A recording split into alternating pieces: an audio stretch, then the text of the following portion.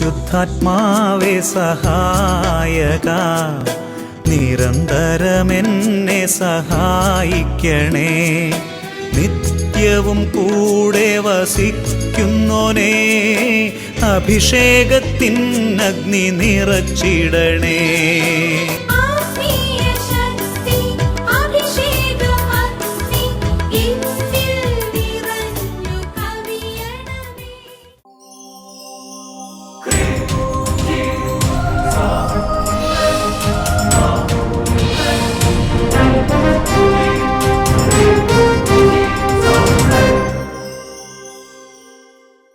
Praise the Lord. Praise the Lord. Hallelujah. Hallelujah. അഭിഷേകാഗ്നി വചന ശുശ്രൂഷയെ സംബന്ധിക്കുവാൻ കർത്താവിനെ പ്രത്യേകം തിരഞ്ഞെടുക്കപ്പെട്ട നിങ്ങളെയും നിങ്ങളുടെ കുടുംബങ്ങളെയും പരിശുദ്ധ അമ്മയുടെ വിമല ഹൃദയത്തിനും ഈശോയുടെ തിരുഹൃദയത്തിനും പ്രതിഷ്ഠിക്കുന്നു. ഈശോയുടെ തിരുഹൃദയത്തിലെ സമാധാനം നിങ്ങൾക്കുണ്ടാകട്ടെ. ആമേൻ. ഹല്ലേലൂയ. ഹല്ലേലൂയ. ഇപ്പോൾ ഈ ഒരു അനുഗ്രഹം, ഈ ഒരു ആശംസ തരുമ്പോൾ ആമേൻ പറഞ്ഞ് സ്വീകരിക്കുന്ന ഒരു പ്രവണതയായോ? അങ്ങനെ സ്വീകരിക്കണം കേട്ടോ. ആമേൻ എന്ന് പറഞ്ഞിട്ട് അതങ്ങോട്ട് സ്വീകരിക്കണം. സന്തോഷത്തോടെ പറയാം ഹല്ലേലൂയ. ഹല്ലേലൂയ. പ്രിയമുള്ള സഹോദരങ്ങളെ, ഈ അഭിഷേകാഗ്നി ശുശ്രൂഷ തുടങ്ങാൻ ദൈവം തീരുമാനമായി. എത്ര ഒരു അനുഗ്രഹമാണ്. വട്ടാരച്ചന് നമ്മൾ അഭിഷേകാഗ്നി ശുശ്രൂഷയുടെ ഈ നാളുകൾ എപ്പിസോഡിൽ കാണുന്നില്ലെങ്കിലും അച്ഛന് വേണ്ടി നമ്മൾ പ്രത്യേകം പ്രാർത്ഥിക്കുന്നുണ്ട്. അത് ഞാൻ ഇങ്ങനെ ഇടയ്ക്കിടയ്ക്ക് ഓർമ്മപ്പെടുത്തിക്കൊണ്ടിരിക്കും. അച്ഛനിലൂടെയാണ് ദൈവം ഇതെല്ലാം ഉയർത്തിക്കൊണ്ട് വരാൻ ദൈവം പ്രത്യേകം തിരഞ്ഞെടുത്തത്. സന്തോഷത്തോടെ പറയാം ഹല്ലേലൂയ. ഹല്ലേലൂയ. അച്ഛന് സെഹിയോൻ ധ്യാന കേന്ദ്രത്തിൽ അച്ഛൻ താമസിച്ചുള്ള ഒരാഴ്ചത്തെ ധ്യാന ബഹുമാനപ്പെട്ട സേവക വട്ടാച്ചൻ നേതൃത്വം നൽകുന്നു. അതുപോലെ തന്നെ ആദ്യവള്ളി കൺവെൻഷൻ, വളരെ ശക്തമായിട്ടുള്ള ആദ്യവള്ളി കൺവെൻഷൻ വട്ടാച്ചൻ നേതൃത്വം നൽകുന്നു. പിന്നെ അതേപോലെ തന്നെ നമ്മുടെ PDMൻ്റെ SJMൻ്റെ അങ്ങനത്തെ ഫോർമേഷൻ കാലഘട്ട കാര്യങ്ങൾ, അതേപോലെ അന്മായ മിഷണറിമാരുടെ ശുശ്രൂഷ പരിശീലനങ്ങളിലൊക്കെയാണ് ബഹുമാനപ്പെട്ട സേവക വട്ടാച്ചൻ. പിന്നെ കൺവെൻഷനൊക്കെ നിങ്ങൾ അറിയുന്നുണ്ടല്ലോ. സന്തോഷത്തോടെ പറയാം ഹല്ലേലൂയ. ഹല്ലേലൂയ. അതേപോലെ തന്നെ ഈ അഭിഷേക നേക്കോറിങ്ങിന് വേണ്ടി ഒരുപാട് പരിശ്രമിക്കുന്ന സഹ ശുശ്രൂഷകരായവരെല്ലാവരും ഇവിടെ ഉണ്ട്. അവർക്കെല്ലാവർക്കും വേണ്ടി നിങ്ങൾ പ്രത്യേകം പ്രാർത്ഥിക്കണം. അതേപോലെ തന്നെ ഇതിനുവേണ്ടി പ്രാർത്ഥിക്കുന്ന PDMയിലെ SJMയിലും ഉള്ളവർ, സെഹിയോനിലെ എല്ലാ ശുശ്രൂഷകർ, എല്ലാവർക്കും വേണ്ടി നിങ്ങൾ പ്രാർത്ഥിക്കണം. സന്തോഷത്തോടെ പറയാം ഹല്ലേലൂയ. ഹല്ലേലൂയ. പ്രിയമുള്ള സഹോദരങ്ങളെ, നമ്മൾ ഇങ്ങനെ അഭിഷേകാഗ്നി ശുശ്രൂഷ എല്ലാ ഞായറാഴ്ചയും സമയം കിട്ടുമ്പോഴെല്ലാം ഈ എപ്പിസോഡുകളെടുത്ത് കാണുന്നത് വെറുതെയാണെന്ന് വിചാരിക്കരുത്. സഭാപ്രസംഗം 8:5 ഒരു വചനമുണ്ട്, ഞാനീ തക്ക സമയം വഴിയും അറിയുന്നു എന്ന് പറയുന്ന പോലെ നമ്മളെ അഭിഷേകാഗ്നി എപ്പിസോഡൊക്കെ ഇങ്ങനെ കണ്ടുകൊണ്ടിരിക്കുമ്പോൾ ദൈവത്തിൻ്റെ വചനത്തിലൂടെയുള്ള ജ്ഞാനം നമുക്ക് വരും. ചില കാര്യങ്ങൾ എന്താ ചെയ്യേണ്ടതെന്നുള്ള വഴി കൃത്യമായിട്ട് നിങ്ങൾ പറഞ്ഞു തരും. ഒരു സാക്ഷ്യം കണ്ടാൽ നിങ്ങൾക്ക് വളരെ കൃത്യമായിട്ട് മനസ്സിലാവും. നമുക്ക് സാക്ഷ്യം ഒന്ന് കാണാം. എൻ്റെ പേര് മാർട്ടിൻ. ഞാൻ കോഴിക്കോട് ജില്ലയിലെ കോടഞ്ചേരി ഇടവകയിൽ നിന്ന് വരുന്നു. കോഴിക്കോട് ജില്ലയിൽ നിന്ന് കോടഞ്ചേരി ഇടവകയിൽ നിന്നാണ് വരുന്നത്. ഞാനൊരു നേഴ്സാണ്. എൻ്റെ നേഴ്സിംഗ് പഠനകാലത്ത് ആദ്യ വർഷം ഞാൻ നന്നായിട്ട് പഠിച്ച് നല്ല മാർക്കോടെ പാസ്സായി. രണ്ടാം വർഷമൊക്കെ ആയപ്പോഴത്തേക്കും എനിക്ക് പതുക്കെ എഴുതാൻ ബുദ്ധിമുട്ട് വന്നു തുടങ്ങി. എനിക്ക് എൻ്റെ ഹാൻഡ് റൈറ്റിംഗ് നഷ്ടപ്പെട്ടു. എനിക്കൊരു ഒപ്പിടാൻ പറ്റാണ്ടായി. ആകെ ഞാൻ അതുകൊണ്ട് വളരെയധികം വിഷമിച്ചു. ശരിക്കും നല്ല ഹാൻഡ് റൈറ്റിംഗ് അതൊക്കെ മാറി അല്ലേ? ഒപ്പിടാൻ പോലും പറ്റാതെയായി. അതെ, ഞാൻ നന്നായിട്ട് എഴുതിക്കൊണ്ടിരുന്നതാണ്. ഇവ ശരിക്കും കൈയക്ഷരമൊക്കെ പോയി, അങ്ങനെ എഴുതാൻ പറ്റണില്ല, അങ്ങനത്തെ അവസ്ഥയായി അല്ലേ? അതെ അതെ, എല്ലാവരും പറയാൻ തുടങ്ങി, ടീച്ചേഴ്സൊക്കെ പറയാൻ തുടങ്ങി. അങ്ങനെ അതെനിക്ക് വളരെ വിഷമമായി. അങ്ങനെ രണ്ടാം വർഷം എക്സാം, ഞാൻ ഇതുവരെ എക്സാമിനൊന്നും അങ്ങനെ തോറ്റിട്ടില്ല. ആദ്യമായിട്ട് ഞാൻ ഒരു സബ്ജക്റ്റിന് തോറ്റുപോയി. അപ്പോൾ അത് കാര്യമാക്കിയില്ല. ഞാൻ വീണ്ടും പ്രാർത്ഥിച്ച് അടുത്ത സപ്ലി എക്സാം എഴുതി. എന്നാൽ വീണ്ടും അതേ സബ്ജക്റ്റിന് ഞാൻ പിന്നെയും തോറ്റുപോയി. അതോടെ എനിക്ക് ഭയങ്കര മാനസിക വിഷമമായി. എനിക്ക് എന്താ ചെയ്യേണ്ടതെന്ന് അറിയത്തില്ല. ഇതുവരെയും ജീവിതത്തിൽ ഉണ്ടാവാത്തൊരു കാര്യം ഉണ്ടായപ്പോൾ വളരെ വിഷമമായി. അങ്ങനെ മൂന്നാം വർഷം എത്തി. മൂന്നാം വർഷത്തെ അസൈൻമെൻറ്റുകളൊക്കെ ഞാൻ ഒത്തിരി കഷ്ടപ്പെട്ട് ഫ്രണ്ട്സിൻ്റെ സഹായത്തോടെയൊക്കെ എഴുതി തീർത്തു. പക്ഷേ അവസാനമായപ്പോഴത്തേക്കും എനിക്കൊരു ഡെങ്കു ഫീവർ വന്നു. അത് വന്ന് കഴിഞ്ഞപ്പോഴത്തേക്കും എനിക്ക് ഒട്ടും എഴുതാൻ പറ്റാണ്ടായി. എനിക്കൊരു പേന പിടിക്കാനോ പേന കൊണ്ടൊരു വര പോലും വരയ്ക്കാൻ പറ്റാത്ത അവസ്ഥയായി. അങ്ങനെ അടുത്ത ആഴ്ച മൂന്നാം വർഷ എക്സാമാണ്. ഈ സപ്ലി എഴുതേണ്ട എക്സാമും എല്ലാം കൂടി എഴുതാൻ എനിക്ക് എന്തായാലും അറിയാം, എന്തായാലും ഞാൻ ജയിക്കില്ല, എനിക്കൊരു അക്ഷരം പോലും എഴുതാൻ പറ്റില്ല. അങ്ങനെ ഞാൻ ചെറുപ്പം തൊട്ടിലെ അഭിഷേകാഗ്നി ഞായറാഴ്ച വീട്ടിൽ എല്ലാവരുടെയും കൂടെ ഇരുന്ന് കാണുന്നതാണ്. അങ്ങനെ ഞാൻ എക്സാമിൻ്റെ തലേദിവസം അഭിഷേകാഗ്നി മൊബൈലിൽ കണ്ട് പ്രാർത്ഥിച്ച് എനിക്ക് മനസ്സിലൊരു തോന്നൽ തുടങ്ങി, എന്തായാലും എനിക്ക് വലതുകൈ കൊണ്ട് എഴുതാൻ പറ്റില്ല, അങ്ങനെയാണെങ്കിൽ ഞാൻ ഇടതുകൈ കൊണ്ട് പോയി എഴുതിയേക്കാം. ഞാൻ പ്രാക്ടീസ് ഒന്നും ചെയ്തില്ല. അതുവരെ എഴുതുകണ്ട് എഴുതിയിട്ടില്ല? ഇല്ല. ശരി, നിങ്ങൾ ചിന്തിച്ചു, നിങ്ങൾ പെട്ടെന്ന് നിങ്ങളെ ഇടതുകൈ കൊണ്ട് പരീക്ഷ എഴുതാൻ പോകണമെങ്കിൽ എന്തായിരിക്കും സ്ഥിതി? ചിന്തിച്ചു അത്രയും ക്രിട്ടിക്കൽ സ്ഥിതിയായി. ഓക്കെ. അതെ, എനിക്കൊരു വിധത്തിലും വേറെ വഴിയില്ലാണ്ടായി പോയി. അങ്ങനെ ഞാൻ കിട്ടിയൊരു പേനയും കൊണ്ട് എക്സാം എഴുതാൻ പോയി. ഞാൻ എക്സാം എഴുതി, എല്ലാവരും വിചാരിച്ച് ഇവൻ തന്നെ ഇടത് കൈ കൊണ്ട് എഴുതുന്നത്, എന്തായാലും തോക്കൂലേ, തോക്കാൻ വേണ്ടി എഴുതുന്നതാണോ എന്നൊക്കെ എൻ്റെ ഫ്രണ്ട്സ് ചോദിച്ചു. അങ്ങനെ ഞാൻ അവരോടൊന്നും മിണ്ടിയില്ല, ചുമ്മാ ഒരു രസത്തിന് എഴുതുകയെന്ന് പറഞ്ഞു. അങ്ങനെ ഞാൻ 5 എക്സാം എഴുതി, സപ്ലി എക്സാം അടക്കം 5 എക്സാം എഴുതി. അങ്ങനെ റിസൾട്ട് വന്നപ്പോൾ എനിക്ക് 5 സബ്ജക്റ്റിന് ഞാൻ പാസ്സായി. ദൈവ അത്ഭുതകരമായ ഞെരുക്കത്തിൽ സഹായിച്ചു. എല്ലാം പാസ്സായി. അതെ, എല്ലാം പാസ്സായി. മറ്റേ നല്ല വലതുകരകൾ നന്നായിട്ട് ഒരുങ്ങിയിട്ട് ഇടയ്ക്കിടയ്ക്ക് നോക്കുമായിരുന്നു. ഇപ്പം അതങ്ങോട്ട് മാറി. അങ്ങനെ 4ാം വർഷവും ഞാൻ എൻ്റെ എക്സാം ഇടത് കൈ കൊണ്ട് എഴുതി ഫസ്റ്റ് ക്ലാസ്സോടെ പാസ്സായി. പിന്നീട് പിറ്റേ വർഷം അത് തന്നെ. അതെ അതെ, ദൈവം സഹായിച്ചു. അഭിഷേകത്തിന് കാണുമ്പോൾ ഒരു കോൺഫിഡൻസ് കിട്ടി. എന്തല്ലേ? അതെ അതെ അതെ. എല്ലാ എക്സാമിനും തലേ ദിവസം ഞാൻ മൊബൈലിൽ കണ്ടിട്ടാണ് പോവാറ്. അപ്പോൾ ദൈവം ഒരു കോൺഫിഡൻസ്, ഒരു മനോധൈര്യം, അത് ദൈവത്തിൻ്റെ ആത്മാവിന് ഇറങ്ങി പ്രവർത്തിക്കുമ്പോൾ മനസ്സിന് ധൈര്യം കിട്ടണത്. മനസ്സിന് ധൈര്യം കൊടുത്ത് ദൈവം പരിശുദ്ധാത്മാവ് ശക്തിപ്പെടുത്തി. പിന്നെ പോയാണ് എഴുതി. അതെ. Price the Lord. Praise the Lord. നോക്ക് സഹോദരങ്ങളെ, ആരാണ് ജ്ഞാനി? വചനം കേൾക്കുന്നവനാണ് ജ്ഞാനി, വചനമുള്ളവനാണ് ജ്ഞാനി. അവന് തക്ക സമയവും തക്ക വഴിയും ദൈവം പറഞ്ഞു കൊടുക്കും. ഈ അഭിഷേകത്തെ കണ്ട് പ്രാർത്ഥിച്ചപ്പോൾ ഇടത് കൈ കൊണ്ട് എഴുതുക എന്ന് ഉള്ളിൻ്റെ ഉള്ളിൽ ആത്മാവ് പറഞ്ഞു കൊടുക്കുക. അവർക്ക് പറയാം ഹല്ലേലൂയ. നമ്മളിങ്ങനെ വചനം കേൾക്കുന്നത്, അഭിഷേകാന്തി കൂടുന്നതും ഒക്കെ നമുക്ക് അനുഗ്രഹം പ്രാപിക്കാൻ ദൈവം നൽകിയിരിക്കുന്ന ചില വഴികളാണ്. പ്രിയമുള്ള സഹോദരങ്ങൾ, ചിലപ്പോൾ നമ്മുടെ ജീവിതത്തെ പ്രാർത്ഥിക്കുന്ന ആ കാര്യത്തിന് പെട്ടെന്നൊരു മാറ്റമായിരിക്കും കാണുന്നത്. അതിനെ അതിജീവിക്കാൻ വേണ്ടിയിട്ടുള്ള കൃപയായിരിക്കും ദൈവം തരുന്നത്. ഒരുപക്ഷെ നമ്മൾ ആ പ്രതിസന്ധിയിലൂടെ കടന്നു പോകുന്ന ധൈര്യമായിരിക്കും ചിലപ്പോൾ കർത്താവ് തരുന്നത്. എന്താ തരുന്നതെന്ന് അറിയത്തില്ല. എല്ലാ പ്രാർത്ഥനയ്ക്കും ഉത്തരവുണ്ട്. 138 സങ്കീർത്തനത്തിൽ 3-ാം തിരുവചനം, അവിടെ വചനം വെളിപ്പെടുന്നത് ഇങ്ങനെയാണ്: പ്രിയപ്പെട്ട സഹോദരങ്ങൾ, ഞാൻ വിളിച്ചപേക്ഷിച്ച നാളിൽ കർത്താവ് എനിക്ക് ഉത്തരം വരളെ, ആത്മാവിൽ ധൈര്യം പകർന്ന് കർത്താവ് എന്നെ ശക്തിപ്പെടുത്തി. Hallelujah, hallelujah. നമുക്ക് എഴുന്നേറ്റെന്ന് പ്രാർത്ഥിക്കാം. Hallelujah, hallelujah. യേശുവേ, ആരാധന, ആരാധന, ആരാധന, ആരാധന, ആരാധന, ആരാധന, ആരാധന, ആരാധന. കർത്താവായ ദൈവമേ, ഞങ്ങൾ ഞങ്ങളുടെ ഹൃദയത്തിന്റെ വിവിധങ്ങളായ അവസ്ഥകൾ അങ്ങയുടെ സമ്പന്നതയിൽ സമർപ്പിച്ച് പ്രാർത്ഥിക്കുമ്പോൾ ദൈവമേ, ഞങ്ങള് പ്രാർത്ഥിക്കുകയാണ്. ഞങ്ങൾക്ക് ഏതാണ് അഭികാമ്യമായിട്ടുള്ളത്? ഞങ്ങൾക്കിതിനെ അതിജീവിക്കാൻ വേണ്ട ധൈര്യമാണെങ്കിൽ അത് ഞങ്ങൾക്ക് തരണം കർത്താവേ. കർത്താവ് ഞങ്ങൾക്ക് വഴിയാണ് പറഞ്ഞാലെങ്കിൽ അത് മതി കർത്താവേ. അഥവാ കർത്താവ് വിടുതലാണെങ്കിൽ അത് മതി കർത്താവേ. എന്താണ് ഞങ്ങൾക്ക് അഭികാമ്യമായത്? ആ ഒരു അഭിഷേകം കൃപയും വ്യാപരിക്കട്ടെ, നിറയട്ടെ, സഭയിൽ നിറയട്ടെ, ലോകം മുഴുവൻ കത്തിപ്പടരട്ടെ. എന്നിൽ നിറയട്ടെ, സഭയിൽ നിറയട്ടെ, ലോകം മുഴുവൻ കത്തിപ്പടരട്ടെ. എന്നിൽ നിറയട്ടെ, സഭയിൽ നിറയട്ടെ, ലോകം മുഴുവൻ കത്തിപ്പടരട്ടെ. എന്നിൽ നിറയട്ടെ, സഭയിൽ നിറയട്ടെ, ലോകം മുഴുവൻ കത്തിപ്പടരട്ടെ. ആത്മാവിൻ ശക്തി, അത്യുന്നത ശക്തി, പരിശുദ്ധാത്മ ശക്തി എന്നിൽ നിറയട്ടെ. ആത്മാവിൻ ശക്തി, അത്യുന്നത ശക്തി, പരിശുദ്ധാത്മ ശക്തി എന്നിൽ നിറയട്ടെ.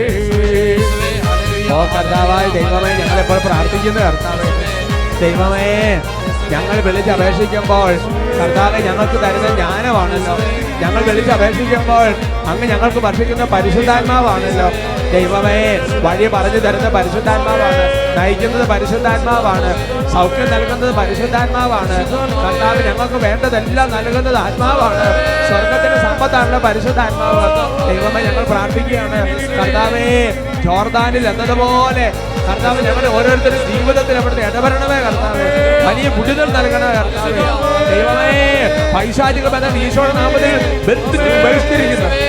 രോഗപീഠങ്ങളും ബന്ധങ്ങളും ആദ്യം മുതൽ യേശു നാമത്തിൽ ഛിന്നവനാകട്ടെ കൽപ്പിക്കുന്നു. പ്രാർത്ഥിക്കാനുള്ള കൃപ നൽകണമേ എന്ന് പ്രാർത്ഥിക്കുക.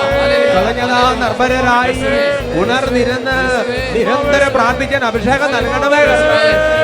നിരന്തരം വചനശുശ്രൂഷയെ സംബന്ധിക്കാൻ അഭിഷേകം നൽകണമേ കർത്താവേ. ദൈവം മടുപ്പ് കൂടാതെ പ്രാർത്ഥിക്കാൻ അഭിഷേകം നൽകണമേ കർത്താവേ. മന്ദത മാറട്ടെ, അലസത മാറട്ടെ, ക്ഷീണം മാറട്ടെ, ഉറക്കം മാറട്ടെ, ഉണർവ് നിറയട്ടെ, അഭിഷേകം നിറയട്ടെ, ശക്തി നിറയട്ടെ, വിശ്വാസം നിറയട്ടെ, പ്രാർത്ഥന നിറയട്ടെ, കൃപ നിറയട്ടെ, രക്ഷ നിറയട്ടെ, സ്നേഹം നിറയട്ടെ, ശാന്തത നിറയട്ടെ. ആരാധന, ആരാധന, ആരാധന, ആരാധന, ആരാധന.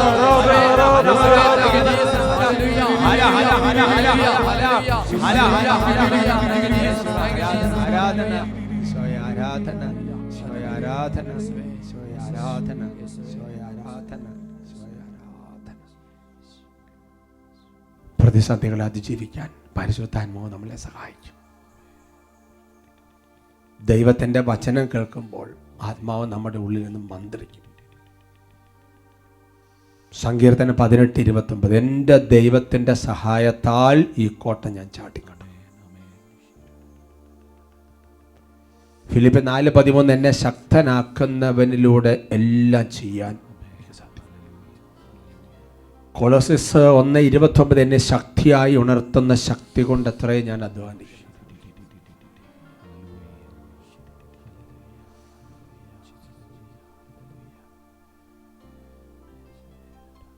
Praise the Lord. Praise the Lord. Hallelujah. Hallelujah. ഓരോ സമയത്തും കർത്താവ് നമ്മളെ ശക്തിപ്പെടുത്തും. ധൈര്യമായിരിക്കും. നമുക്കിരിക്കാം. ഇന്ന് നമ്മൾ ചിന്തിക്കുന്ന വിഷയം ആത്മീയ കാര്യങ്ങളിൽ ശക്തനായാലും പെട്ടെന്ന് വീഴാം. Praise the Lord. Praise the Lord. ആത്മീയ കാര്യങ്ങളിൽ ശക്തനായവൻ പെട്ടെന്ന് വീഴുമെന്നല്ല, മറിച്ച് ആത്മീയ കാര്യങ്ങളിലൊക്കെ നമ്മൾ നല്ല പവർഫുൾ ആയിരുന്നാലും ശ്രദ്ധിച്ചില്ലെങ്കിൽ പെട്ടെന്ന് വീഴാം. Praise the Lord. Praise the Lord. ഇന്നലത്തെ തീ ഇന്നത്തെ ചാരം, അങ്ങനത്തെ ഒരു അവസ്ഥ ചിലപ്പോൾ സംഭവിക്കാം. വലിയ നിറവിലൊക്കെ പോയിട്ട് പെട്ടെന്ന് ഇങ്ങനെ താഴേക്ക് വീഴുന്നു പോകുന്നൊരവസ്ഥ വരാം. പ്രിയമുള്ള സഹോദരങ്ങളെ, കർത്താവിൻ്റെ ഉത്ഥാനത്തിൻ്റെ നാളിന് ശേഷം അല്ലെങ്കിൽ പന്തക്കൊസ്ത വരെയുള്ള ഈ നാളുകളിൽ നമ്മൾ ആയിരിക്കുമ്പോൾ, ഉത്ഥാനത്തിന് മുമ്പ് കർത്താവിൻ്റെ ഗത്സമന തോട്ടത്തിലെ അനുഭവങ്ങളെക്കുറിച്ചൊക്കെ വായിച്ച വചനഭാഗങ്ങൾ നമ്മുടെ മനസ്സിൽ നിന്ന് മാഞ്ഞു പോയിട്ടില്ല. വിശുദ്ധ മത്തായിയുടെ സുവിശേഷത്തിൽ 26-ാമത്തെ അധ്യായത്തിൽ അതിന് 41-ാമത്തെ തിരുവചനം, gospel of saint Matthew chapter 26 verse 41. നമുക്ക് വായിക്കാം, ഒരുമിച്ച് വായിക്കാം. പ്രലോഭനത്തിൽ അകപ്പെടാതിരിക്കാൻ നിങ്ങൾ ഉണർന്നിരുന്ന് പ്രാർത്ഥിക്കുവിൻ. ആത്മാവ് സന്നദ്ധമെങ്കിലും ശരീരം ബലഹീനമാണ്. സന്തോഷത്തോടെ പറയാം ഹല്ലേലൂയ. ഹല്ലേലൂയ. ഇതിന്റെ പശ്ചാത്തലം നമുക്കറിയാം. ഈശോ ഒറ്റക്കൊടുക്കപ്പെട്ട രാത്രിയിൽ അപ്പസ്തോലന്മാരുടെ സാന്നിധ്യം ഈശോ ആഗ്രഹിക്കുന്നുണ്ട്. അവർ ഉപദേശങ്ങളല്ല, ഒന്നുമില്ല. പിന്നെ ഈശോ ആഗ്രഹിക്കുന്ന കാര്യം ഇവർ നല്ല ഉണർന്നിരുന്ന് പ്രാർത്ഥിക്കണം. അത് ഈശോ ആഗ്രഹിക്കുന്ന കാര്യമാണ്. പ്രലോഭനത്തിൽ അകപ്പെടാതിരിക്കാൻ ഉണർന്നിരുന്ന് പ്രാർത്ഥിക്കുവിൻ. എന്നിട്ട് പറയാണ്, ആത്മാവ് സന്നദ്ധമെങ്കിലും ശരീരം ബലഹീനമാണ്. സന്തോഷത്തോടെ പറയാം hallelujah. Hallelujah. Praise the Lord. Praise the Lord. ഇതിനെക്കുറിച്ച് വിശുദ്ധ പീഡകൾ എന്ന് പറയുന്ന ഒരു മനോഹരമായ പുസ്തകം പാലക്കാട് രൂപതയിൽപ്പെട്ട അച്ഛനായ ആലുവ സെമിനാരിയിലൊക്കെ വർഷങ്ങളോളം റെക്ടറൊക്കെ ആയിരുന്ന മാത്യു ഇല്ലത്തുപറമ്പിൽ അച്ഛൻ എഴുതിയ പുസ്തകമാണ്. അതിനകത്ത് പറഞ്ഞിരിക്കുന്ന ഒരു കാര്യം വളരെ ശ്രദ്ധേയമാണ്. ഉറങ്ങുന്ന അപ്പസ്തോലന്മാരോട് ഈശോ പറഞ്ഞു, പരീക്ഷയിൽ ഉൾപ്പെടാതിരിക്കാൻ ഉണർന്നിരുന്ന് പ്രാർത്ഥിക്കുവിൻ. ആത്മാവിലും ശരീരത്തിലും അടിമുടി പരീക്ഷിക്കപ്പെട്ടുകൊണ്ടിരുന്ന ഈശോ പ്രാർത്ഥിച്ച് ബലപ്പെടുകയായിരുന്നു. ആ രാത്രി അവർ ഓരോരുത്തരും പരീക്ഷിക്കപ്പെടാം എന്നവൻ അറിയാം. ഈശോ അവരോട് പറഞ്ഞു, ആത്മാവ് സന്നദ്ധമാണ്, പക്ഷേ ശരീരം ബലഹീനമാണ്. അവനിത് തന്നെക്കുറിച്ച് നടത്തുന്ന ഏറ്റുപറച്ചിലല്ല, തൻ്റെ ശിഷ്യന്മാർക്ക് കൊടുക്കുന്ന മുന്നറിയിപ്പാണ്. അപ്പസ്തോലന്മാരിലെ ദൈവികാംശം ബലപ്പെട്ടതാണ്, എന്നാൽ മാനുഷികാംശം തികച്ചും ദുർബലമാണ്. ദുർബലമായ ശരീരം ശക്തമായ ആത്മാവിനെ തള്ളി താഴെയിടും. സന്നദ്ധമായ ആത്മാവിൽ പത്രോസ് പറഞ്ഞു, ആരൊക്കെ ഉപേക്ഷിച്ചാലും ഞാൻ നിന്നെ ഉപേക്ഷിക്കുകയല്ല. എന്നാൽ മണിക്കൂറുകൾക്കകം ബലഹീനമായ ശരീരത്തിൽ ശിമയോൻ പറഞ്ഞു, ഞാൻ ആ മനുഷ്യനെ അറിയുകയില്ല. സന്തോഷത്തോടെ പറയാം ഹല്ലേലൂയ. ഹല്ലേലൂയ. അപ്പോ ഈ വചനഭാഗത്തെക്കുറിച്ച് ബഹുമാനപ്പെട്ട അച്ഛൻ വ്യാഖ്യാനം കൊടുക്കുമ്പോൾ സഭാപിതാക്കന്മാരൊക്കെ കോട്ട് ചെയ്തുകൊണ്ട് അച്ഛൻ വ്യാഖ്യാനിക്കുമ്പോൾ നമുക്കൊരു കാര്യം മനസ്സിലായി. ആത്മാവ് സന്നദ്ധമാണെങ്കിലും ശരീരം ബലഹീനമാണെന്ന് പറയുന്നത് ഈശോ മിശിഹ അല്ലെങ്കിൽ യേശുവിനെ കുറിച്ച് പറയുന്ന ഒരു സെന്റൻസ് അല്ല, മറിച്ച് അപ്പസ്തോലന്മാർക്ക് കൊടുക്കുന്ന ഒരു മുന്നറിയിപ്പാണ്. നമ്മളിൽ ദൈവികാംശമുണ്ട്, മാനുഷികാംശമുണ്ട്. അപ്പോൾ വളരെ ശ്രദ്ധയോടുകൂടെ മാനുഷികാംശത്തെ നമ്മൾ നന്നായിട്ട് ബലപ്പെടുത്തിക്കൊണ്ട് വന്നില്ലെങ്കിൽ ശരീരത്തിന് പല ദൗർബല്യങ്ങളും നമ്മൾ താലോലിക്കുകയും അതേപോലെ തന്നെ ആത്മീയ കാര്യങ്ങളിൽ നമ്മൾ നല്ല മുൻപന്തി നിൽക്കാനുള്ള പരിശ്രമം നടത്തിക്കൊണ്ട് മാത്രം കാര്യമില്ല. കാരണം ഈ ശരീരം പെട്ടെന്ന് ചിലപ്പോൾ നമ്മുടെ ആത്മാവിനെ തകർത്ത് ആത്മാവിനെ തള്ളിയിടും. Hallelujah. Hallelujah. Praise the Lord. Praise the Lord. അവിടെ ഈ ശരീരത്തിന്റെ അവസ്ഥ എന്ന് പറഞ്ഞാൽ ജഡിക പാപം മാത്രമല്ല ഉദ്ദേശിക്കുന്നത് എന്നത് വളരെ ക്ലിയറാണ്. ഈ ശരീരത്തിന്റെ പല വിധത്തിലുള്ള ലോകമോഹങ്ങള്, ഒരുപാട് തരത്തിലുള്ള സംഗതികൾ. വളരെ ശ്രദ്ധ വേണം പ്രിയപ്പെട്ട സഹോദരങ്ങളെ. ഗലാത്യ ലേഖനത്തിൽ 3-ാമത്തെ അധ്യായത്തിന് 3-ാമത്തെ തിരുവചനത്തിൽ പൗലോസ്ലേഖ വെളിപ്പെടുത്തുകയാണ്, ആത്മാവിൽ ആരംഭിച്ചിട്ട് ഇപ്പോൾ ശരീരത്തിൽ അവസാനിപ്പിക്കാൻ മാത്രം ഭോഷന്മാരാണോ നിങ്ങൾ? ആ വചനത്തിന്റെ പശ്ചാത്തലം എന്ന് പറയുന്നത് ആത്മാവിൽ, വിശ്വാസത്തിൽ, നല്ല കൃപയിൽ കർത്താവ് ഓരോ ദാനങ്ങൾ കൃപയൊക്കെ കർത്താവ് കൊടുത്തു. എന്നിട്ട് കുറച്ച് നിയമാനുഷ്ഠാനം നടത്തിയിട്ട് ഇതെല്ലാം ചുമ്മാ വെറുതെ കുറേ സംഗതിയായിട്ട് മാത്രം കൊണ്ട് അവസാനിപ്പിക്കാൻ പോവുകയാണ്. അത് വേറൊരു പശ്ചാത്തലത്തിലാണ് അത് പറഞ്ഞു വെച്ചിരിക്കുന്നത്. അതിൻ്റെതായ ഒരു ദൈവശാസ്ത്രപരമായ ഒരു പശ്ചാത്തലമുണ്ട്. ഞാൻ അതിൻ്റെ ഒരു സാരാംശം, അതിൻ്റെ സെൻസ് എടുക്കുകയാണ്. എൻ്റെ പ്രിയപ്പെട്ട സഹോദരങ്ങളെ, നമ്മൾ ഇങ്ങനെ ആത്മീയമായ കാര്യങ്ങളൊക്കെ വന്നിട്ട് പെട്ടെന്ന് എന്തെങ്കിലും ഒരു സംഗതി വരുമ്പോൾ മൊത്തം തകർന്ന് തരിപ്പണമാകുന്ന ശരീരം വലിക്കുമ്പോഴത്തേക്ക് വീണ് പോകുന്ന അവസ്ഥയിലേക്ക് തകരാൻ വേണ്ടിയാണോ നമ്മൾ? ഈശോ ചെയ്ത കാര്യം എന്താ? ഈശോ ചെയ്ത കാര്യമെന്ന് പറയുന്നത് ഈ പീഡാസഹനത്തിന് മുമ്പുള്ള രാത്രിയിൽ ഈശോ പിതാവുമായിട്ടുള്ള കാര്യങ്ങൾ വളരെ ക്ലിയറാണ്, ദൈവഹിതമാണെന്ന് മനസ്സിലായി. നിശ്ചയം വളരെ ക്ലിയർ ആണ്, വ്യത്യാസമൊന്നുമില്ല. എന്നിട്ട് ഈശോ പ്രാർത്ഥിച്ച് ഇങ്ങനെ ശക്തിപ്പെടുകയാണ്. ഈ ശരീരത്തിന്റെ പല സംഗതികളും വലിക്കുമ്പോൾ അതിൽ വീണു പോകാതിരിക്കാൻ വേണ്ടി ഈശോ പ്രാർത്ഥിച്ച് ശക്തിപ്പെട്ട രാത്രിയാണത്. ഹല്ലേലൂയ. ഹല്ലേലൂയ. എല്ലാ സുപ്രധാനമായ കാര്യങ്ങളും പ്രാർത്ഥനയിൽ ആരംഭിച്ച് ഈശോ തൻ്റെ പീഡാസഹനങ്ങൾക്ക് പ്രാർത്ഥനയിൽ തന്നെ തുടക്കമിടുകയാണ്. അതുകൊണ്ട് എൻ്റെ പ്രിയപ്പെട്ട സഹോദരങ്ങളെ, നമ്മൾ ആത്മീയമായി മുന്നിട്ട് നിൽക്കുന്നു എന്ന് കരുതുമ്പോഴും എല്ലാ ദിവസവും ഒരു തിരുമണിക്കൂർ എന്നതുപോലെ 1 മണിക്കൂറെങ്കിലും ദൈവത്തിൻ്റെ സന്നിധിയിൽ കണ്ണുനീരോടെ ഇരുന്ന് പ്രാർത്ഥിച്ച് ശക്തിപ്പെടുന്നില്ലെങ്കിൽ നമ്മൾ ചിലപ്പോൾ പെട്ടെന്ന് അങ്ങോട്ട് വീണു പോവാം. Hallelujah. Hallelujah. Praise the Lord. Praise the Lord. സഭാപിതാക്കന്മാര് വിശുദ്ധ അഗസ്തീനോസ്, തോമസ് അക്വിനാസ്, ബെനവന്തൂര, ചാൾസ് ദേഫൊക്കെ എന്ന് തുടങ്ങി വിശുദ്ധാത്മാക്കൾ, സഭാപിതാക്കന്മാർ, സെന്റ് ജെറോം, അങ്ങനെയൊക്കെയുള്ള ഒരുപാട്, അതേപോലെ നമ്മുടെ അൽഫോൺസിലേക്ക്, വിശുദ്ധ അൽഫോൺസിലേക്ക് അവരൊക്കെ പറയുന്ന ചില കാര്യങ്ങളുണ്ട്. അതായത് ഒരു ആത്മീയമായ ഒരു വലിയ ലെവലിലേക്ക് ഇരുന്നിട്ട് പെട്ടെന്ന് തന്നെ ചിലപ്പോൾ ഒരു ബന്ധത്തിൽ കുടുങ്ങി അല്ലെങ്കിൽ എന്തെങ്കിലുമൊക്കെ ചാടി പെട്ടെന്ന് തകർന്നു പോകുന്ന കുറേ കാര്യങ്ങളെക്കുറിച്ച് വിശുദ്ധാത്മാക്കൾ പറഞ്ഞു വെച്ചിട്ടുണ്ട്. ഉറക്കെ പറയാം ഹല്ലേലൂയ. ഹല്ലേലൂയ. എന്ന് പറഞ്ഞാൽ അതിൻ്റെ അർത്ഥമെന്ന് പറയുന്നത് നമ്മളിങ്ങനെ ആത്മാവിൽ നല്ല ശക്തി പ്രാപിച്ചിരിക്കുന്നു എന്നതുകൊണ്ട് കാര്യമില്ല എന്നല്ല പറയുന്നത്, മറിച്ച് അങ്ങനത്തെ കാര്യങ്ങൾക്ക് നമ്മൾ മുൻതൂക്കം നൽകി നല്ല രീതിയിൽ പോകുമ്പോഴും എൻ്റെ പ്രിയപ്പെട്ട സഹോദരങ്ങളെ, ശരീരം നമ്മളെ വലിക്കാൻ സാധ്യതയുണ്ട്, ഈ ലോകത്തിന് മോഹങ്ങൾ വലിക്കാൻ സാധ്യതയുണ്ട്. അതുകൊണ്ട് നല്ലൊരു ജാഗരൂകത പുലർത്തണം. നമ്മൾ പ്രാർത്ഥിച്ച് ശക്തിപ്പെടണം. ഒരു ദിവസം പ്രാർത്ഥിച്ചാൽ ആ ഒരു ദിവസം ജീവിക്കാനുള്ള കൃപയാണ് കിട്ടുന്നതെന്ന് വിചാരിക്കണം. ഇപ്പം നമ്മൾ ഒരു ദിവസം ഭക്ഷണം കഴിച്ചു കഴിഞ്ഞാൽ ആ ഒരു ദിവസം ജീവിക്കാനുള്ള ഒരു എനർജി അല്ലെങ്കിൽ കുറച്ച് ദിവസങ്ങൾ പിടിക്കുമായിരിക്കും എന്ന് പറയുന്നത് പോലെ തന്നെ നമ്മുടെ ജീവിതത്തിൽ അതുപോലെ പ്രാർത്ഥിച്ച് ശക്തിപ്പെടണം എന്ന് ഈശോ. അതാണ് പ്രലോഭനത്തിൽ അകപ്പെടാതിരിക്കാൻ ഉണർന്നിരുന്ന് പ്രാർത്ഥിച്ചോണം. അവർക്ക് പറയാം ഹല്ലേലൂയ. ഹല്ലേലൂയ. ബൈബിളിലെ പഴയ നിയമത്തിലെ ഒരു സംഭവം ഇതിനോട് കൂടെ കൂട്ടിച്ചേർത്ത് വെച്ചാൽ നിങ്ങൾക്കത് കുറച്ചുകൂടെ ക്ലാരിറ്റി വരും. രാജാക്കന്മാരുടെ 1-ാമത്തെ പുസ്തകത്തിൽ അതിൻ്റെ 13-ാമത്തെ അധ്യായത്തിൽ മുതലുള്ള ആ 13-ാം അധ്യായം മുഴുവൻ ഇന്നൊരു പ്രത്യേക രീതിയിലുള്ള ഒരു ടോക്കാണ്. അതിൻ്റെ 1 മുതൽ 4 വരെയുള്ള വാക്യങ്ങൾ വായിച്ചേക്കാം. അതിൻ്റെ പശ്ചാത്തലം അതിന് മുമ്പ് ആദ്യം ഒന്ന് പറയാം. ജെറോബോവാം, റഹോബോവാം, അങ്ങനെ 2 രാജാക്കന്മാർ. അപ്പോൾ അപ്പോൾ ജെറുസലേമിൽ അല്ലെങ്കിൽ ദേവാലയം, ബലിപീഠം. അപ്പോൾ ജെറോബോവാമിനൊരു ചിന്ത, ജനങ്ങളെല്ലാം അങ്ങോട്ട് പോയി ശല്യതാകും, അതുകൊണ്ട് ജെറോബോവാം എന്നറിയോ ഇവിടെ തന്നെ ഒരു ബലിപീഠമൊക്കെ പണിത് ഇവിടെ തന്നെ ചില ആരാധന രീതികളൊക്കെ ആരംഭിച്ചാൽ ജനമെല്ലാം നമ്മുടെ കൂടെ നിൽക്കുമെന്നുള്ള മിഥ്യാധാരണയിൽ ജെറോബോവാം ഒരു ബലിപീഠമൊക്കെ പണിത് വിജാതീയ ദൈവം അങ്ങനത്തെയുള്ള പലതരത്തിലുള്ള ആരാധനകൾ, പല പരിപാടികളൊക്കെ ചെയ്തുകൊണ്ടിരിക്കുക. അതാണ് അതിൻ്റെ പശ്ചാത്തലം. നമുക്ക് വായിക്കാം. ജെറോബോവാം ധൂപാർപ്പണത്തിന് ബലിപീഠത്തിന് അരികെ നിൽക്കുമ്പോൾ കർത്താവിൻ്റെ കൽപ്പന അനുസരിച്ച് ഒരു ദൈവപുരുഷൻ യൂദയായിൽ നിന്ന് ബഥേലിൽ വന്നു.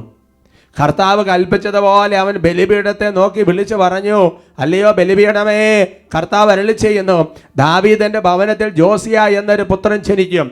നിന്റെ മേൽ ധൂപാർപ്പണം നടത്തുന്ന പൂജാഗിരിയിലെ പുരോഹിതന്മാരെ അവൻ നിന്റെ മേൽ വെച്ച് ബലിയർപ്പിക്കും.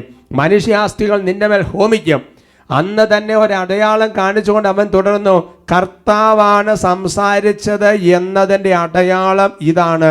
ഇതാ ബലിപീഠം പിളർന്ന് അതിന്മേലുള്ള ചാരം ഊർന്നു വീഴും. Price the Lord. Praise the Lord. അപ്പൊ ജെറോബോവാം ദൈവത്തിന് ബലി അർപ്പിക്കേണ്ടതിന് പകരം വേറെ ബലിപീഠം ഉണ്ടാക്കി വിജാതീയ ദേവന്മാർക്ക് ബലി അർപ്പിച്ച് നിൽക്കുമ്പോൾ കർത്താവിന്റെ കൽപ്പന അനുസരിച്ച് ദൈവ പുരുഷൻ വരികയാണ്. അതൊക്കെ ഓർക്കണം. അവിടെ ഈ പ്രവാചകന്റെ പേര് പറയുന്നില്ല, ദൈവ പുരുഷൻ എന്ന് പറഞ്ഞ പേരില്ല. പേരിന് വേണ്ടി ആഗ്രഹമൊന്നുമില്ല. സ്നാപയോഹന്നാനെ കുറിച്ച് എന്താ പറയുന്നത്? സ്നാപയോഹന്നാനെ കുറിച്ച് പറയുന്നത് എന്താ? മരുഭൂമിയിൽ വിളിച്ചു പറയുന്നവന്റെ ശബ്ദം അല്ലേ? അത് യോഹന്നാനാണ് എന്നുള്ളത് അതിൻ്റെ ആദ്യകാലങ്ങളെ പേരിടുന്ന കാര്യങ്ങളൊക്കെ പറയുമ്പോൾ നമുക്ക് മനസ്സിലാകുന്നത് മാത്രം. ബൈബിളിലെ ദൈവഗത നിറവേറ്റിയ മറ്റൊരാളാണ് നല്ല സമറിയാക്കാരൻ. അവന് പേരില്ല എന്ന് പറയുന്നത് പോലെ പേരിന് വേണ്ടി ആഗ്രഹമില്ല, അംഗീകാരത്തിന് വേണ്ടി ഒരു സംഗതി ഇല്ലാത്ത ഒരു ടോപ്പ് പ്രവാചകൻ ആ ദൈവപുരുഷൻ വന്നിട്ട് പറയുകയാണ്, ഇന്ന് നോക്കിക്കോ, ഇവിടെ സംഭവിക്കുന്ന എല്ലാ ഗതിവിധികളും മാറാൻ വേണ്ടി പോവുകയാണ്. കർത്താവിൻ്റെ കൽപ്പനയാണിത്. ജോസിയ എന്ന് പറഞ്ഞ മറ്റൊരു രാജാവ് വരും. ഈ ബലി അർപ്പിച്ചുകൊണ്ടിരിക്കുന്ന പുരോഹിതന്മാർ അസ്ഥികൾ ഇവിടെ വെച്ച് ബലി അർപ്പിക്കുന്ന സ്ഥിതിയിലേക്ക് കാര്യങ്ങൾ വരും. ഞാനല്ല പറഞ്ഞ, കർത്താവ് പറഞ്ഞ തെളിവ് ഇതാണ്. ബലിപീഠം പിളർന്ന് ചാരം ഒരു തീ അഭിഷേകമാണ്. ബാക്കി വായിക്കാം. 1 രാജാക്കന്മാർ 13:4-5. ദൈവപുരുഷൻ ബഥേലിലെ ബലിപീഠത്തിന് പ്രഖ്യാപിച്ചത് കേട്ട് ജെറോബോവാം പീഠത്തിന് അരികെ നിന്ന് കൈ നീട്ടിക്കൊണ്ട് അവനെ പിടിക്കാൻ കൽപ്പിച്ചു. അപ്പോൾ അവൻ്റെ കരം മരവിച്ച് മടക്കാൻ കഴിയാതെയായി. കർത്താവിൻ്റെ കൽപ്പനയാൽ ദൈവപുരുഷൻ കൊടുത്ത അടയാളം അനുസരിച്ച് ബലിപീഠം പിളർന്ന് ചാരം ഊഴ്ന്നു വീണു.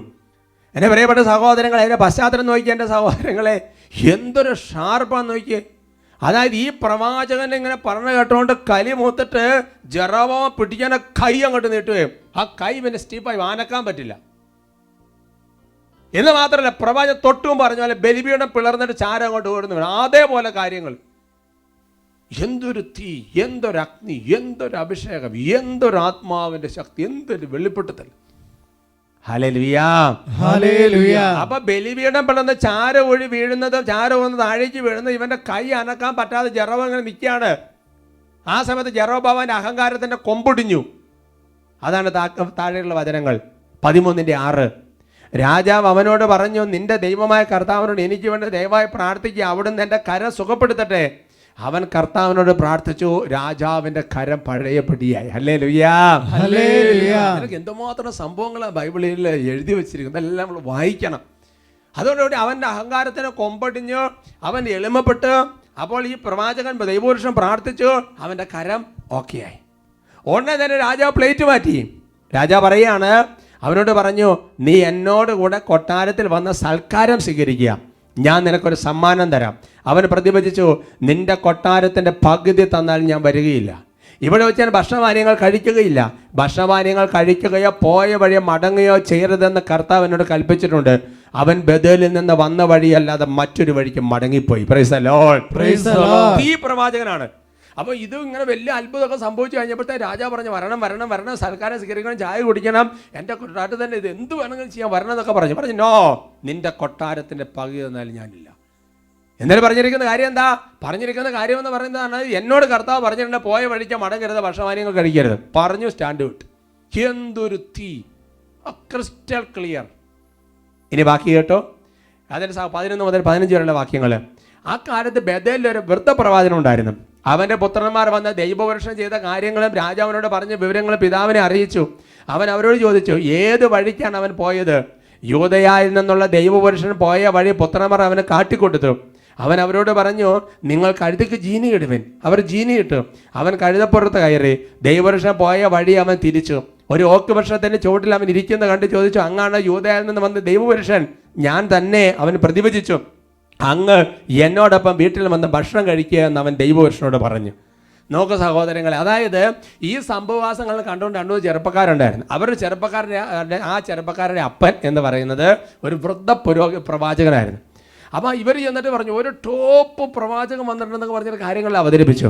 ഈ വൃദ്ധ പ്രവാചകനൊരു കാണാനൊരു ആഗ്രഹം. അങ്ങനെ ചെന്ന് അന്വേഷിച്ച് വന്നിട്ട് കാണുകയാണ്. എന്നിട്ട് പറയുന്ന സെൻറ്റൻസ് നിങ്ങൾ നോക്കിയാൽ എൻ്റെ സഹോദരങ്ങളെ, വീട്ടിൽ വന്ന് ഭക്ഷണപാനീയങ്ങൾ കഴിക്കുക. ദൈവം ചെയ്യരുതെന്ന് പറഞ്ഞിരിക്കുന്ന കാര്യമാണ് ചെയ്യാൻ വേണ്ടി പറഞ്ഞിരിക്കുന്നത്. Price the Lord. ഈ പ്രവാചകൻ എന്താ മറുപടി പറഞ്ഞത്? വായിക്കാം. അവന് പ്രതിഭജിച്ചു, എനിക്ക് അങ്ങയുടെ കൂടെ വരാനോ വീട്ടിൽ കയറാനോ ഇവിടെ വെച്ച ഭക്ഷണപാനീയങ്ങൾ കഴിക്കാനോ പാടില്ല. ഭക്ഷണപാനീയങ്ങൾ കഴിക്കുകയോ പോയ വഴി മടങ്ങുകയോ ചെയ്യരുതെന്ന് കർത്താവ് നിന്നോട് കൽപ്പിച്ചിട്ടുണ്ട്. വൃദ്ധൻ പറഞ്ഞു, ഞാനും നിന്നെ പോലെ ഒരു പ്രവാചകനാണ്. ദൂതൻ വഴി കർത്താവ് എന്നോട് കൽപ്പിച്ചിരിക്കുന്നു, ഭക്ഷണം കഴിക്കാൻ അവനെ നീ വീട്ടിൽ കൊണ്ടുവരിക. അവൻ പറഞ്ഞത് വ്യാജമായിരുന്നു. ദൈവപുരുഷൻ അവനോടൊപ്പം വീട്ടിൽ ചെന്ന് ഭക്ഷണപാനീയങ്ങൾ കഴിച്ചു. ആ മനുഷ്യൻ്റെ വീട്ടിൽ നിന്ന് ഭക്ഷണം കഴിച്ച് തീ പോലെ നിന്നിരുന്ന ആ പ്രവാചകൻ പുറത്തിറങ്ങിയിട്ട് നേരെ യാത്ര ചെയ്യുന്ന സമയത്ത് എന്നാ സംഭവിച്ചെന്നറിയാമോ? ഇതാ വചനം. മാർഗമധ്യേ ഒരു സിംഹം എതിരെ വന്ന് അവനെ കൊന്നു. ജനത്തിനരികെ സിംഹവും കഴുതയും നിന്നു. Price the Lord. Praise the Lord. Hallelujah. Hallelujah. എത്ര ദയനീയമായൊരു അന്ത്യം വന്നു നോക്ക് സഹോദരങ്ങളെ. ഇന്നലത്തെ തീ അഭിഷേകമായിരുന്നു, ഇന്നത്തെ ചാരമായി മാറി. ഒരു കാര്യത്തിൽ നോക്കിയേ, ആ ഭക്ഷണപാനീയങ്ങൾ കഴിക്കുക എന്നുള്ള കാര്യത്തിൽ ശരീരം ഒന്നങ്ങോട്ട് വലിച്ചപ്പോ എത്ര ടോപ്പിൽ നിന്നായിരുന്നു, തകർന്നു പോയില്ലേ? അതുകൊണ്ടാണ് കർത്താവിന്റെ ആത്മാവ് ശിഷ്യന്മാർക്ക് താക്കീത് കൊടുക്കുന്ന, പ്രലോഭനത്തിൽ അകപ്പെടാതിരിക്കാൻ ഉണർന്നിരുന്ന് പ്രാർത്ഥിക്കുവിൻ.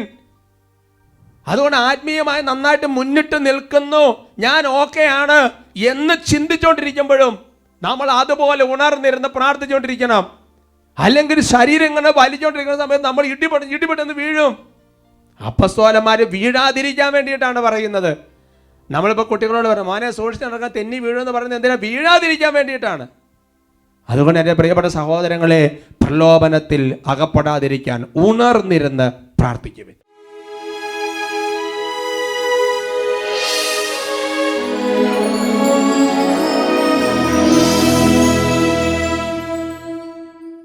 കർത്താവിൻ്റെ സന്നിധിയിൽ ഓരോരുത്തരും തങ്ങളുടെ ഹൃദയത്തെ പരിശോധിക്കട്ടെ.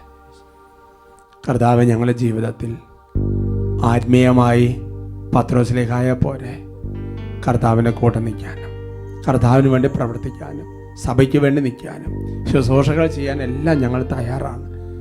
പക്ഷേ കർത്താവെ, പ്രാർത്ഥിക്കാത്തത് കൊണ്ട് കർത്താവെ പത്രോസിലേക്കായപ്പോൾ ഞങ്ങൾ പെട്ടെന്ന് വീണു പോവുകയാണ്. കർത്താവെ, ശരീരം ലോകം മോഹം വലിക്കുമ്പോൾ ആത്മാവിൽ ഞങ്ങളതിനെല്ലാം തോൽപ്പിക്കണമെന്ന് ആഗ്രഹിക്കുന്നവരാണെങ്കിലും, ഈശോയ്ക്ക് വേണ്ടി ഒരുപാട് ചെയ്യണമെന്ന് ആഗ്രഹിക്കുന്നവരാണെങ്കിൽ പെട്ടെന്ന് വീണു പോകാം.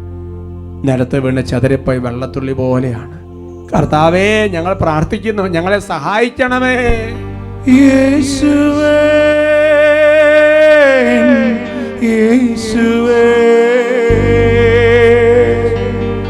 യേശുവേ, യേശുവേ, നീ മാത്രമൻ സഹായം, നീ മാത്രമൻ സഹായം. കരങ്ങൾ ഉയർത്തി ഉച്ചത്തിൽ സ്തുതിക്കുന്ന